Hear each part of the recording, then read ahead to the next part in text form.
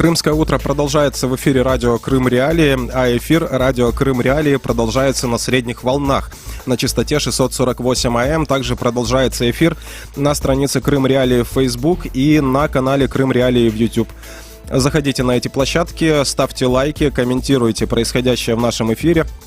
Дополняйте информацию, которая звучит в нашей программе, задавайте вопросы нашим собеседникам. Стараюсь внимательно читать все, что вы нам пишете. Обязательно прочитаю самые конструктивные, и интересные вопросы и комментарии, но если вдруг я чего-то не замечаю, вы можете всегда дозвониться к нам в прямой эфир. 8 800 1006 926. Этот номер телефона работает для тех, кто слышит нас в Крыму. 044 490 29 05. По этому номеру телефона к нам можно дозвониться с материковой Украины. Итак, о чем мы будем говорить сегодня? Будем говорить мы сегодня о карательной психиатрии. Еще один эпизод в этой практике разворачивается на наших глазах. Крымского активиста Наримана Джиляла отправили в психиатрическую больницу для проведения экспертизы. Об этом сообщил его адвокат Николай Полозов. Я процитирую. Его переместили в 15-е отделение Крымской республиканской психиатрической больницы номер 1 имени Балабана. Это отделение, где производится стационарная психолого-психиатрическая экспертиза в отношении подследственных лиц, содержащихся под стражей. Ранее Нариман Джилялов отказался проходить психиатрическую экспертизу, поскольку оснований для ее назначения не имелось. Сама психолого-психиатрическая экспертиза будет длиться от 21 до 28 дней. Конец цитаты. Ранее сообщалось о том, что к Нариману Джилялу не доходят письма. Уже появилась реакция Министерства иностранных дел Украины на происходящее. Первая заместитель министра иностранных дел Украины Эмине Джипар назвала карательной практикой советских времен решение российского следствия направить арестованного в Симферополе крымско-татарского политика и активиста Наримана Джиляла в психиатрическую больницу для проведения экспертизы. Цитата. Во временно оккупированном Крыму Наримана Джиляла безосновательно и принудительно направили в стационар психиатрической клиники для прохождения так называемой психолого-психиатрической экспертизы. Она продлится более 20 дней. Карательная практика в лучших, в кавычках, советских традициях, написала Эмине Джипар 10 октября в Твиттер. С нами на связи адвокат Николай Полозов, адвокат Наримана Джиляла. Николай, доброе утро. Здравствуйте. Итак, можно ли предположить, с какой целью Наримана Джиляла поместили на обследование в психиатрическую больницу? Я предполагаю, что существует несколько целей, из-за чего следователь ФСБ принял такое решение. Первое – это обезопасить самого себя. Следствие таким образом огульно направляет на экспертизы многих крымских татар, чтобы в последующем не было никаких разговоров о том, что они там невменяемые, не способны сами себя защищать и так далее. То есть такая перестраховка со стороны следователя, хотя, как вы уже процитировали меня, для назначения экспертизы нужны основания. Но основная цель, на мой взгляд, заключается в попытке таким образом скрыть Наримана Джилялова от общественности, не дать ему возможности выступить, в том числе на суде, по продлению меры пресечения, который должен состояться в конце октября, в начале ноября. И в пользу этой версии говорит то обстоятельство, что суд апелляционной инстанции, который рассматривал жалобы защиты на избрание меры пресечения в отношении Наримана Джилялова, проходил в закрытом режиме, в суд никого не допустили, и фактически голос Наримана не прозвучал, то есть он хотел выступить, довести до общественности свою позицию относительно самого дела, относительно условий содержания и так далее. Здесь у меня складывается ощущение, что российские власти предпринимают все возможные, скажем так, действия для того, чтобы голос Наримана не звучал. Здесь хотелось бы уточнить, чего именно боятся таким образом российские власти. Состязательности суда. Боятся ли они того, что удастся изменить меру пресечения, либо они боятся самого факта того, что Нариман Джилял будет в суде говорить? Они боятся самого факта. То есть для них сейчас гораздо комфортнее, если в общественном пространстве существует только одна версия произошедших событий, которая была транслирована органами ФСБ. Вот эти вот признательные видео с братьев Ахтемовых, какие-то иные позиции, которые они озвучивали. И любая альтернативная позиция для них воспринимается как угроза, а уж тем более позиция обвиняемого. То есть фактически они применяют такой метод железной маски, чтобы человека скрыть, чтобы о нем ничего не было слышно, и чтобы его мнение, его голос никоим образом не прозвучал. До того, как Наримана Джиляла вот таким принудительным образом поместили на обследование, его перевели в спецблок СИЗО. Как вы думаете, с какой целью это все происходит? Можно ли это расценивать как давление, одна из форм давления на вашего подзащитного? Ну, безусловно, это давление. И в спецблок его перевели сразу после того, как суд принял решение об избрании ему меры пресечения в виде заключения под стражу. Вообще, по правилам, если арестованный попадает в СИЗО, его помещают сначала в карантин.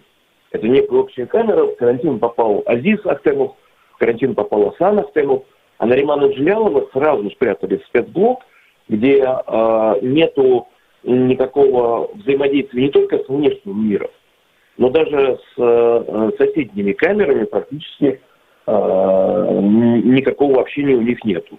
На карантине он бы находился среди других заключенных, и у него была бы возможность каким-то образом через адвокатов этих заключенных общаться с внешним миром. Здесь, наоборот, полностью переморозили, полностью исключили ему передачу почты и так далее. То есть это такая тотальная изоляция, которую они сейчас поддерживают вот посредством направления на эту экспертизу. Когда человека в такую изоляцию помещают, очень важна любая информация о его состоянии здоровья, об условиях содержания. Что вам известно, что вы можете нам сейчас рассказать в эфире? Ну, фактически, после того, как его перевели в больницу на эту экспертизу, его посетила адвокат Минея Вамилева. Состояние здоровья у него было удовлетворительное, но по условиям содержания что-то было сложно сказать, потому что он был только туда привезен, в психиатрическую больницу. Мы планируем сегодня его посетить, это стало гораздо сложнее. Раньше адвокаты могли практически беспрепятственно посещать своих подзащитных, находящихся на экспертизе. Сейчас правила очень сильно ужесточили. Теперь вопрос, сможет ли адвокат попасть в это отделение больницы, зависит только от начальника следственного изолятора. То есть сначала адвокат должен получать разрешение от начальника следственного изолятора, и только потом он может идти в эту психиатрическую больницу и пытаться попасть в это отделение. Плюс дополнительно мы столкнулись с тем, что там есть существенные ограничения по приему передач. То есть есть определенный регламент осуществления передач в СИЗО и продуктовых, и вещевых. В психиатрической больнице все это ужесточено. Причем непонятно по каким основаниям. Тот перечень продуктов, который разрешен в СИЗО, там не разрешен, там гораздо более скромный перечень продуктов. Например, супруга Наримана в течение 3 дней пыталась осуществить передачу, пока, наконец, ей это не удалось сделать, потому что всячески препятствовали этому. Сам Нариман Джилял напрямую связывает свой арест и последующее уголовное преследование с участием в саммите Крымской платформы.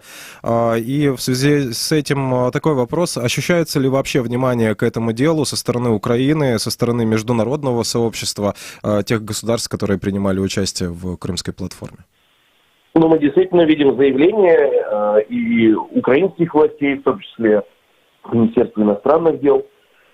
Мы видим заявления стран Запада, Великобритании, Соединенных Штатов, Евросоюза.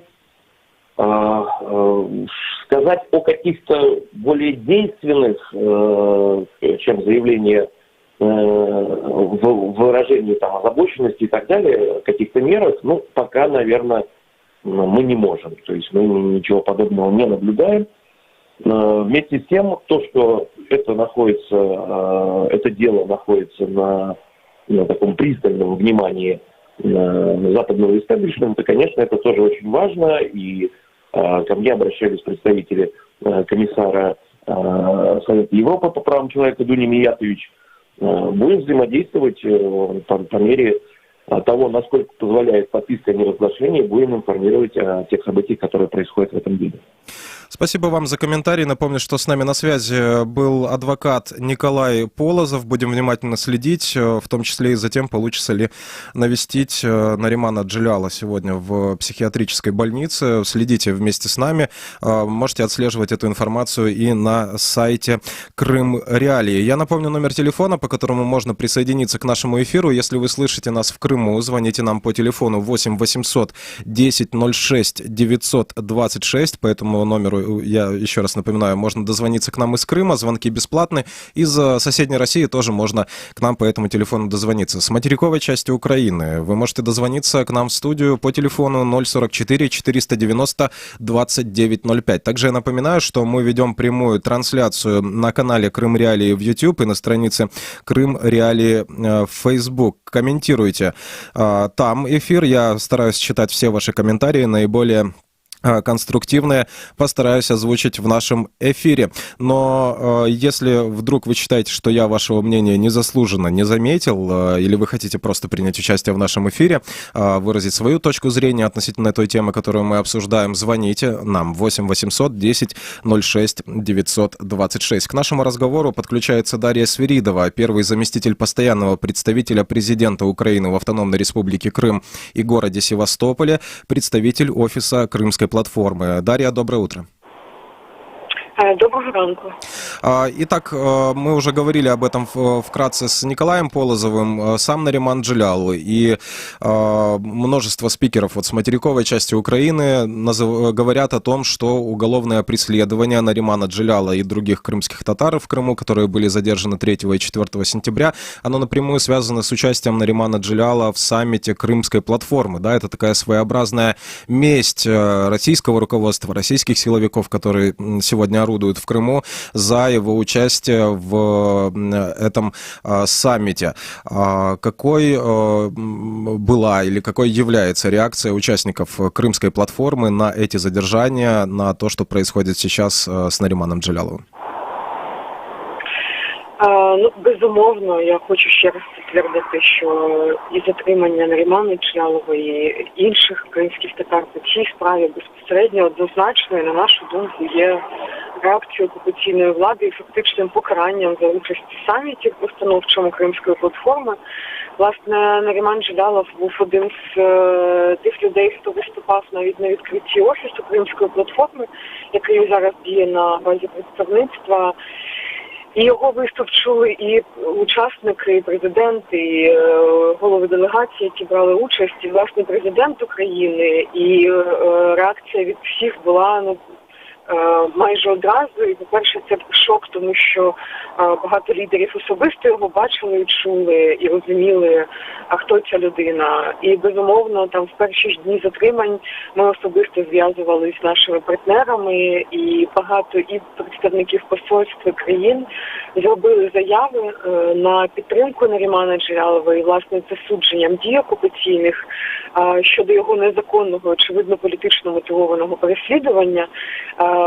Але, власне, на те, що і в перші дні було доволі багато чисельних заяв, ми майже щодня в офісі зустрічаємось з представниками різних посольств іноземних держав в Україні. На кожній такій зустрічі ми піднімаємо питання незаконного затримання, зокрема і Нарімана Джилялова, і, власне, знаємо, що і сподіваємося, що такі заяви будуть ще звучати і продовжуватись на підтримку його затримання і в зв'язку з продовженням тиску на нього, зокрема і через його поміщення фактично примусового з метою каральної психіатрії, якщо можна так сказати. Я думаю, що ми можемо вже так стверджувати, що, власне, якоїсь доцільної мети поміщення його для проведення психіатричної експертизи не було. Тому це теж одна з форм тиску, і ми про це говоримо з нашими партнерами. Я думаю, що, власне, заяви на підтримку будуть ще продовжуватися, і це важливо, і, зокрема, як я і сказала, і ми про це говоримо. От буквально вчора в нас була зустріч з представниками учасників саміту Україна-ЄС, з чиновниками ЄС, і, власне, ми це питання так само піднімали і почули багато слів підтримки на підтримки як України загалом, так і, зокрема, політичних бранців, і зокрема, Нарімана Джелялова, який, власне, постраждав безпосередньо за участь у саміті Кримської платформи, і це розуміють абсолютно всі наші международные партнеры. Доступны ли в рамках работы Крымской платформы только дипломатические механизмы? Возможно ли применение механизмов экономических? Я спрашиваю вот в каком разрезе. Буквально недавно появилась информация о том, что Евросоюз расширил санкции. Под санкции Евросоюза попал ряд российских силовиков и судьи крымские, бывшие украинские судьи, которые теперь выносят решения именем Российской Федерации, которые принимали участие и принимают участие в политических преследованиях в Крыму. Не рассматривали ли вы возможность применения вот санкционного механизма для защиты Нарімана Джелялова? Просто розглядали, але ми вже опрацьовуємо цей трек. Власне, Офіс Кримської платформи відповідає за внутрішню роботу, МЗС за зовнішню роботу по Кримській платформі, але нами вже було підготовлено список осіб, причетних до незаконного затримання Нарімана Джелялова. Власне, зараз наша безпосередня задача, ми працюємо з цим, ми вже подали ці списки для розгляду питання запровадження національних санкцій щодо таких осіб. І, безумовно, ми направили ці списки Міністерству закордонних справ. Сподіваємось, вони будуть опрацьовані щодо запровадження санкцій до причетних осіб і нашими міжнародними партнерами в майбутньому. Спасибо вам за комментарий. Я напомню, что с нами на связи была Дарья Свиридова, первый заместитель постоянного представителя президента Украины в Автономной Республике Крым, представитель офиса Крымской платформы. Мы продолжаем наш разговор. Здесь хотелось бы еще напомнить, что, да, действительно, было заявление и от президента Украины, рассказал Владимир Зеленский на открытии 73-й сессии Генассамблеи ООН о преследованиях в Крыму. Говорил он о том, что Россия незаконно удерживает порядка 450 украинских граждан по политически мотивированным обвинениям. И отдельно он говорил о деле Нарімана Джелялова, тоже говорил о том, что задержание и преследование Нарімана Джелялова является местью России за его участие в саммите Крымской платформы. Мы продолжаем наш эфир. Я напомню номер телефона, по которому можно подключиться к нашему разговору. 8 800 10 06 926. Звоните нам на этот номер, если вы слышите нас в Крыму. Если вы слышите нас на материковой части Украины, звоните нам по телефону 044 490 2905. Также я напоминаю, что вы можете писать комментарии под нашей трансляцией в YouTube. Наиболее конструктивные постараюсь сегодня процитировать. Вопросы нашим собеседникам тоже можете задавать вот в комментариях в YouTube и Facebook. Открыты они у меня, тоже я их регулярно читаю, но если вдруг чего-то не замечу, звоните нам. Мы продолжаем наш эфир. К нашему разговору подключается Александр Седов, эксперт Крымской правозащитной группы. Александр, доброе утро. Доброе утро. Итак, хотелось бы поговорить с вами о практике применения, как ее называют, карательной психиатрии в Крыму, когда людей, которых преследуют по политическим мотивам, просматриваются политические мотивы в их уголовных делах, их помещают на обследование в психиатрическую больницу. По вашим наблюдениям, насколько такой следственный метод или явление, да, распространено в современном Крыму?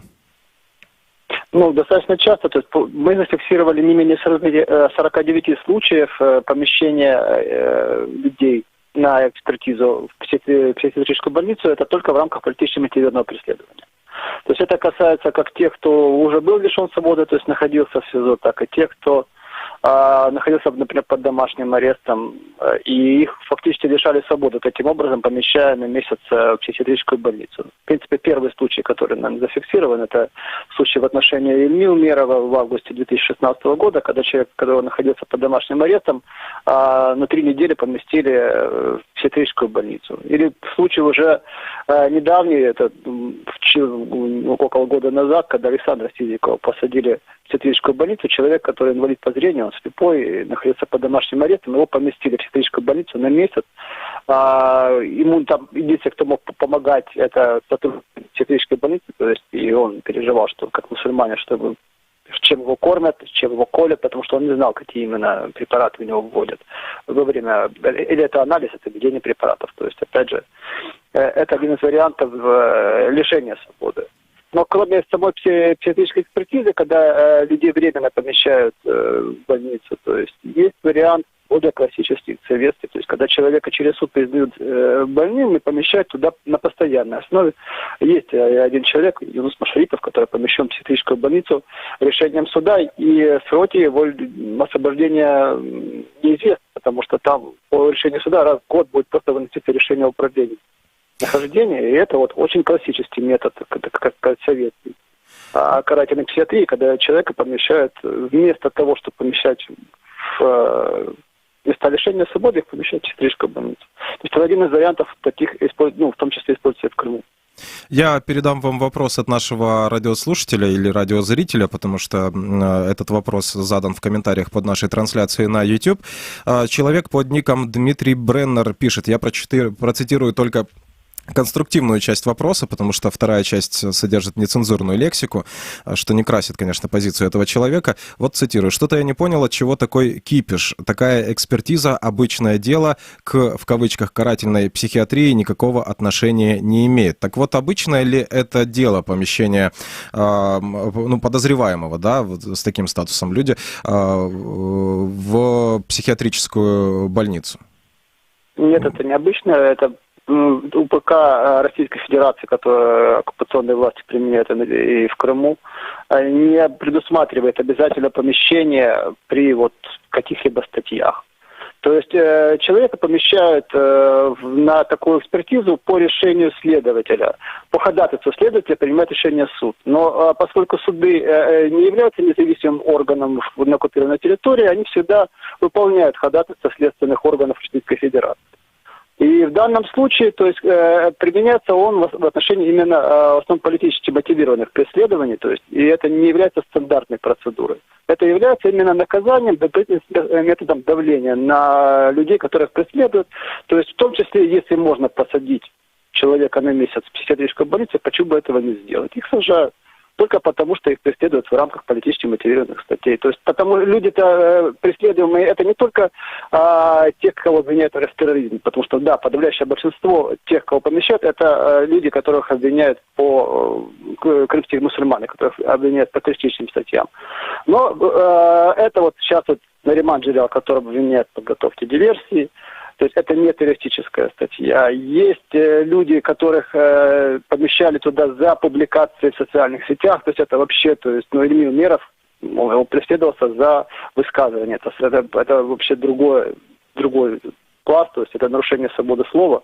Людей преследовали за их высказывание. Евгений Каракашев, которого точно так же преследовали за его высказывание, точно так же помещался на психиатрическую экспертизу только за то, что он высказывался про антироссийские высказывания. Это было единственное, в принципе, причина его преследования.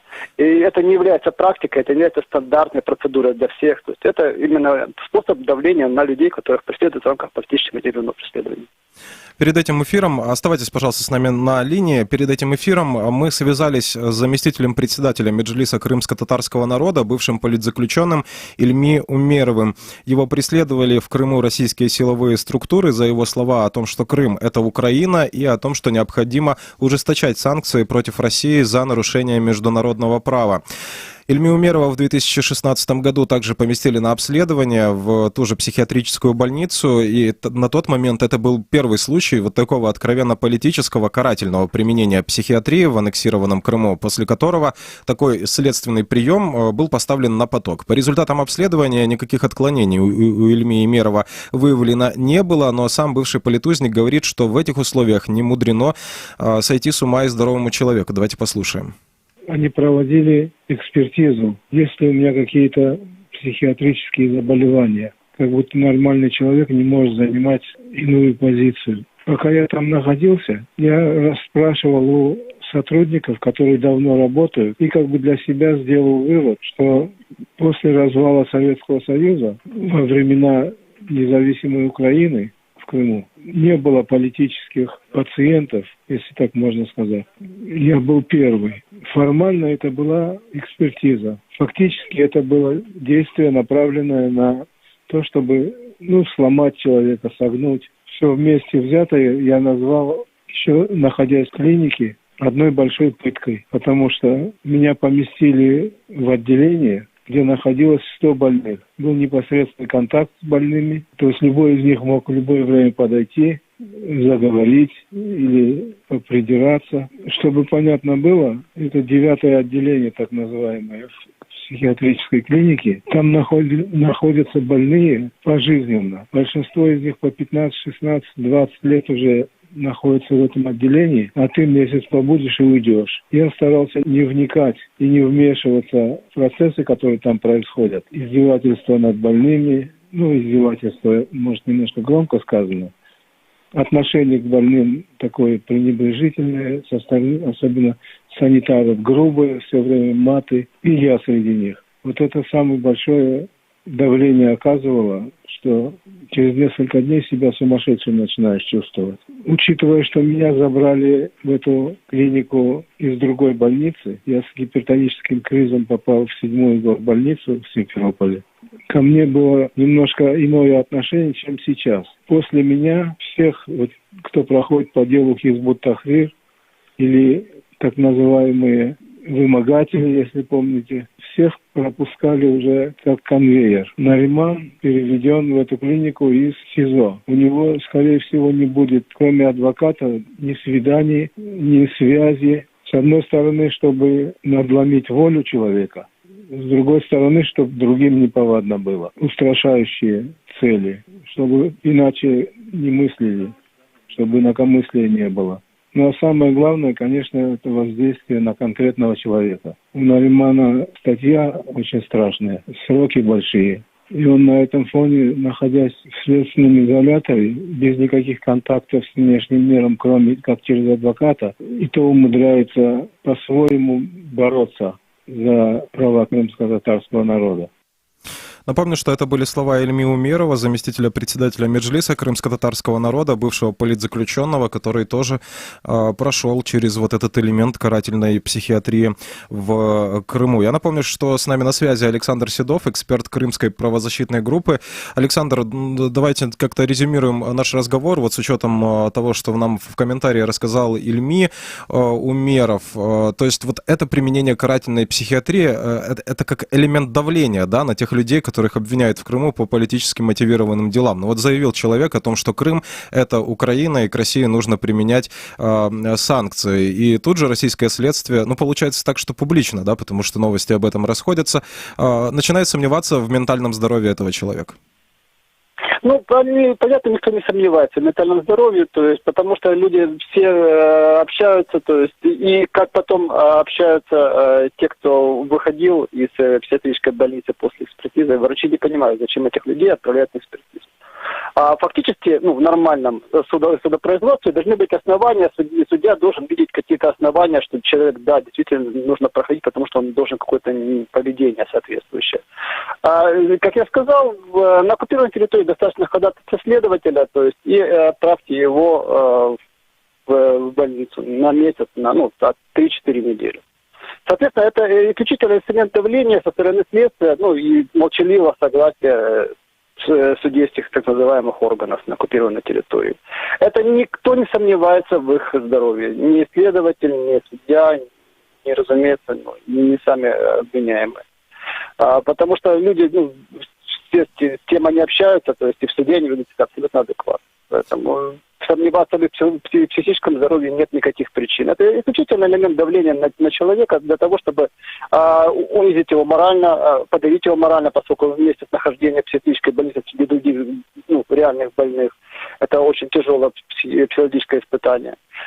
И как вариант наказать дополнительно. То есть, как, опять же, те, кто находится на психиатрической экспертизе, они лишаются возможности участвовать в слушаниях по делу, а слушание по делу все равно происходит даже в их отсутствии. То есть, часто происходит такое, что пока человек находится в психиатрической больнице, в отношении него применяется решение о продлении срока содержания под стражей, он не может никак апеллировать. Понятно, что это, в принципе, никак не влияет, потому что как сказал, судьи довольно зависимые в Крыму, они в любом случае примут решение о продлении срока содержания по страже. Но их решают даже возможности это услышать. То есть это еще один инструмент и ограничение право на свободу справедливого судопроизводства. И еще о чем хотел спросить, применение такого инструмента, да, направление обвиняемого на психиатрическую экспертизу, можно ли его обжаловать вообще в системе российского права, которое, как известно, Россия распространяет и на территорию Крыма? По вашим наблюдениям, получалось ли это у кого-то, и можно ли обжаловать такие действия в международных уже инстанциях? Может ли Международный суд счесть эту ситуацию нарушением прав человека? Обжаловать-то можно, подать заявление о незаконности принятого решения можно. Выиграть нельзя, потому что, как я сказал, там отсутствует судопроизводство в Крыму, и фактически суд второй инстанции примет точно такое же решение, поддержит суд в первой инстанции. Обжаловать можно, подать заявление о нарушении прав человека, права на свободу и личной неприкосновенности. Это можно подать в ЕСПЧ, и опять же нарушение права на справедливое судопроизводство, то есть нарушение права. Подать в ЕСПЧ информацию в дальнейшем, но понятно, что человек это не освободит, поскольку сроки рассмотрения в ЕСПЧ довольно большие, то есть человек уже к тому времени несколько лет как выйдет из психиатрической больницы. Но потребовать компенсацию за нарушенные права человека, конечно, можно. Плюс это можно собирать как факты для дальнейшей передачи и заявлений на международных инстанциях, не только в судах. Например, тоже Крымская платформа, то есть, например, как один инструмент, но есть еще Генеральная Ассамблея ООН, где можно заявить, опять же, о том, что Российская Федерация продолжает на оккупированной территории нарушать права человека и применять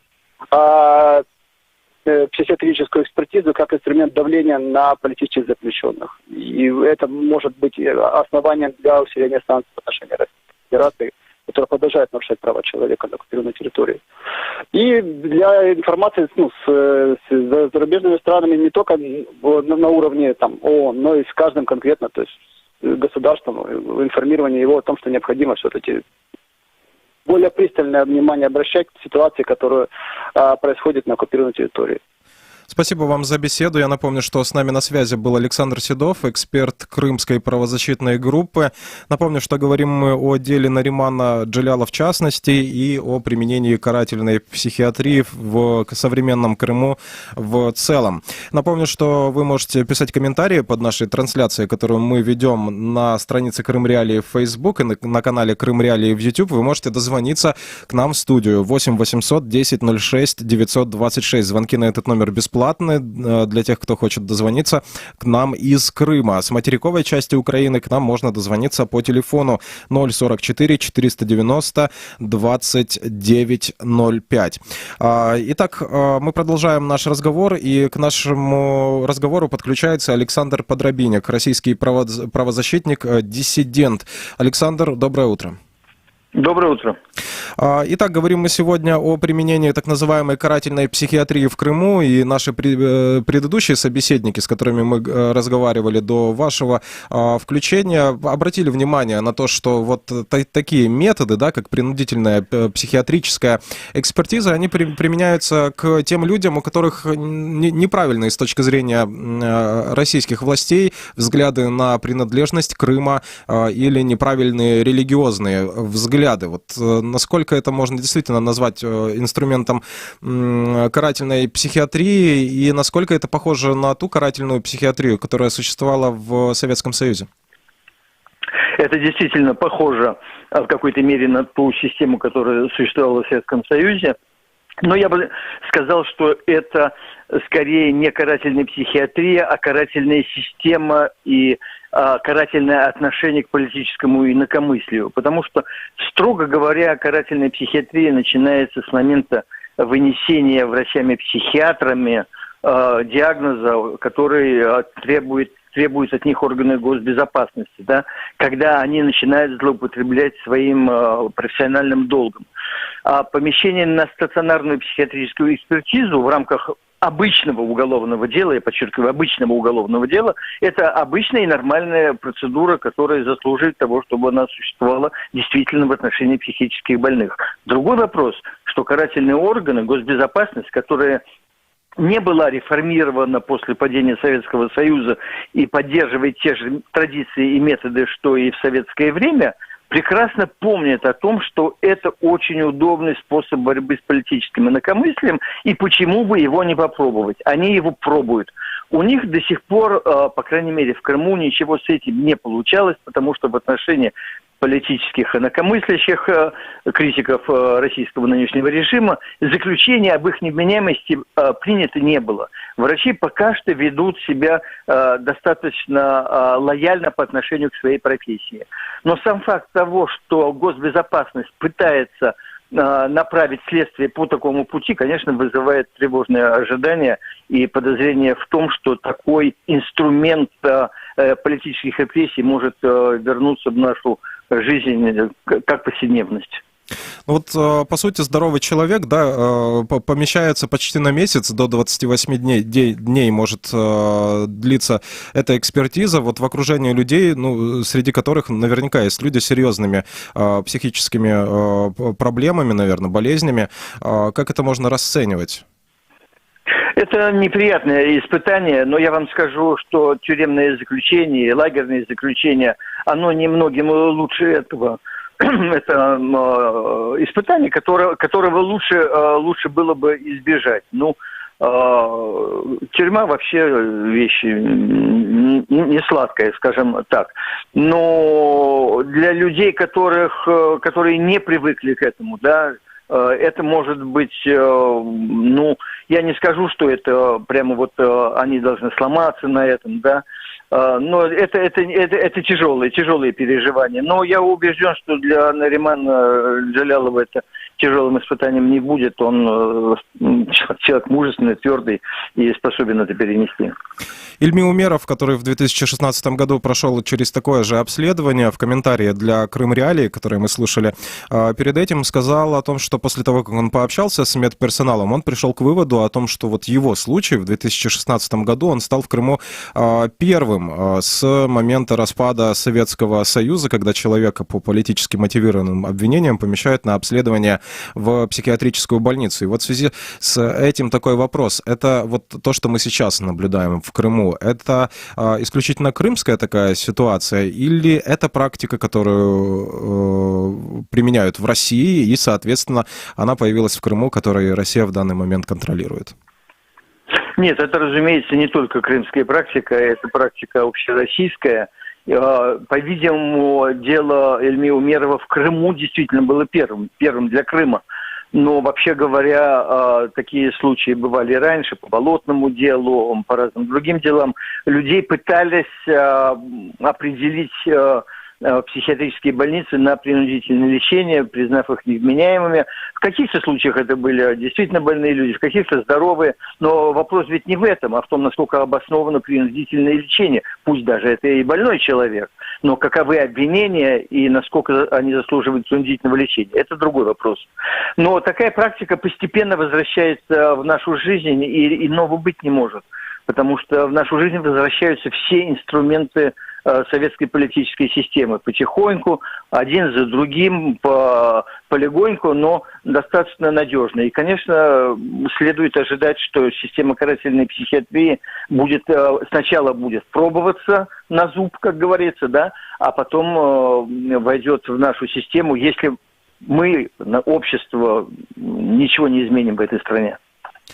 Хотелось бы еще спросить об использовании, да, вот этого обстоятельства, что человек направляется на психиатрическую экспертизу в общественном дискурсе, потому что вот перед этим мы, например, говорили с правозащитником Александром Седовым, и он уверен в том, что и следствие российское понимает, что никаких отклонений у Наримана Джаляла нет, и суд это понимает, да, но вот есть комментаторы, которые обесценивают ту ситуацию, в принципе, в которой Нариман Джалял оказался, я имею в виду, что говорят, пусть обследуют, вдруг действительно там что-то не то, да? Вот сам факт дискуссии, который разворачивается по этому поводу, можно ли его считать тоже таким давлением на человека, который находится под обвинением?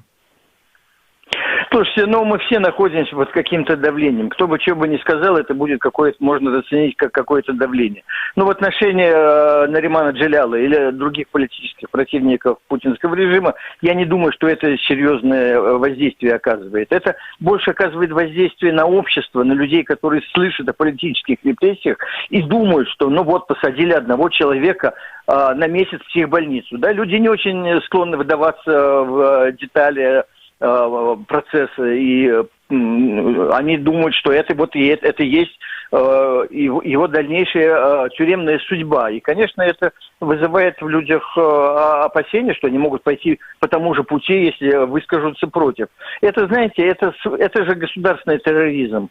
Смысл террора заключается в том, чтобы запугать людей и заставить их отказаться от своего политического поведения. В этом смысл действий и ФСБ, органов госбезопасности, всего государства, в том, чтобы запугать людей. Это один из элементов запугивания. Но что касается самих обвиняемых, последственных, я не думаю, что это может быть серьезным аргументом для запугивания. Они это переживут, люди, как правило, крепкие. А на людей, на обывателей, людей, которые дискутируют в соцсетях или обсуждают эту тему, для многих из них это покажется ужасным, и это действительно будет иметь свое такое негативное значение.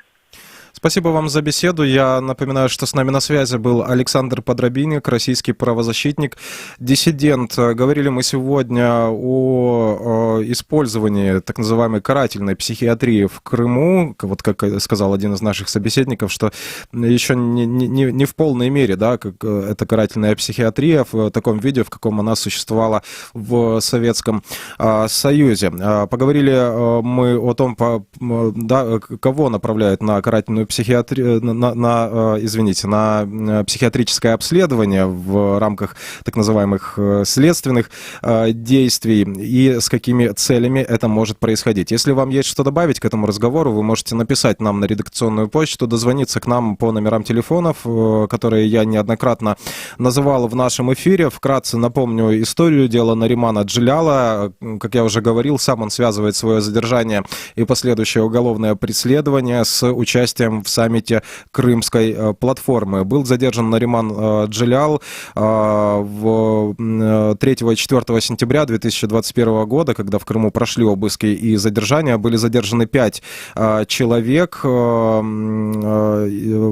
сентября в Крыму арестовали 4 из этих задержанных: братьев Азиза и Асана Ахтемовых, их отца Искендера и еще одного сына Искендера, Арсена Ахтемова. Также Киевский районный суд арестовал и Наримана Джелялова. Сам Нариман Джелялов, как я уже говорил, отрицает все обвинения в свой адрес, а обвиняют Наримана Джелялова в подготовке диверсии на газопроводе в Крыму 23 августа. И по версии ФСБ, диверсия якобы была организована Главным управлением разведки Министерства обороны Украины. В свою очередь, ГУР, Минобороны Украины, рассматривает обвинение ФСБ России как целенаправленную провокацию. Нариману Джелялову грозит от 12 до 20 лет лишения свободы. Мы уже говорили о тех дипломатических шагах, которые предпринимает руководство Украины. Еще можно добавить о том, что уполномоченный по правам человека Верховной Рады Украины Людмила Денисова обратилась к Верховному комиссару ООН по правам человека Мишель Бачелет в связи с новыми арестами, которые произошли в Крыму в связи с делом Наримана Джелялова. Прокуратура Автономной Республики Крым и города Севастополя, которая действует на материковой части Украины, сообщила об открытии уголовных производств по факту незаконного преследования крымских татар в Крыму, в том числе и Наримана Джелялова. Я напомню, что вы всегда можете связаться с нашей редакцией, если вы хотите обратить наше внимание на какую-то крымскую проблему, рассказать о какой-то истории, вы всегда можете написать нам на редакционную почту. Ее адрес есть на сайте Крым Реалии. Вы можете дозвониться к нам по номерам телефонов, которые я озвучиваю неоднократно в эфире. Еще раз повторю: 8 800 10 06 926. Вот этот номер у нас работает, даже когда у нас нет прямого эфира. Работает по этому номеру автоответчик. Мы слушаем все ваши сообщения и связываемся после этого с вами. Поэтому, если вы хотите, чтобы мы с вами связались, пожалуйста, оставьте ваши контактные данные. Я также напомню, что Крым Реалии запустили приложение для для смартфонов и планшетов на платформах iOS и Android. Установите это приложение, оно доступно на русском, украинском и крымско-татарском языках. Новости Крыма без цензуры и без блокировки доступны на ваших устройствах в этом приложении.